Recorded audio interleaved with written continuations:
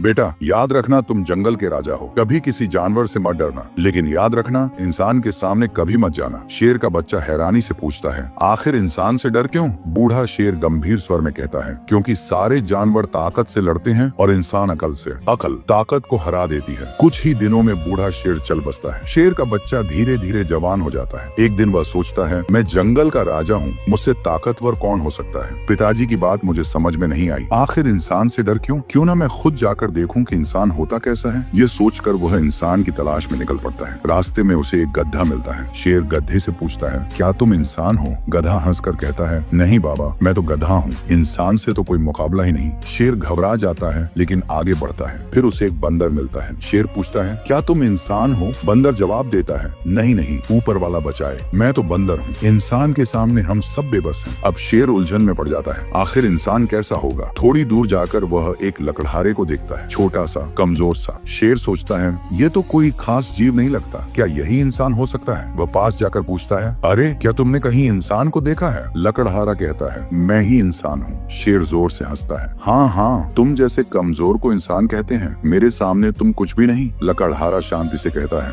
देखो बात ताकत की नहीं बुद्धि की होती है, तुम मुझे पहचानने में गलती कर रहे हो। शेर अचानक गुस्से से दहाड़ता है, नहीं, मैं मानने वाला नहीं। लकड़हारा कहता है, ठीक है, चलो किसी को बुलाते हैं जो फैसला करे, लेकिन तुम कहीं भाग न जाओ, इसलिए बेहतर होगा कि मैं तुम्हें रस्सी से बांध दूं। शेर घमंड से कहता है, हाँ हाँ, बांध दो, मुझे किससे डर। लकड़हारा उसे मजबूत रस्सी से अच्छी तरह बांध देता है और फिर डंडे से उसकी जमकर पिटाई करता है। शेर दर्द से हांफते हुए कहता है, अरे बस करो, तुम ही इंसान हो, अब मुझे समझ में आ गया।